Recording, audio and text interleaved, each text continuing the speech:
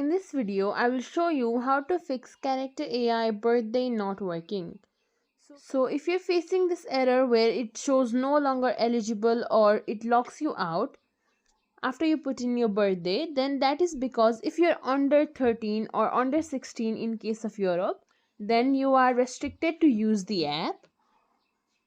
And if you're already above it and it's still not working, then what you can do is, if you find this problem in app, you can simply try doing it through a web browser. And if you find this problem in the web browser, you can simply try logging in through your app. And in the app, you can simply press and hold on to the app icon, then click on app info. From here, click on force stop, then confirm it, then go to storage uses.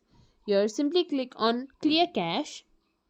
After that, you can simply go back, open up Play Store. In the search bar, search for character AI.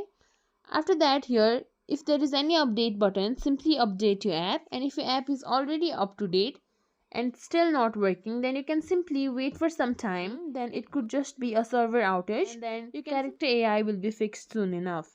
And that's it. If you think this video was helpful, please like, share, subscribe to our channel, and thank you for watching.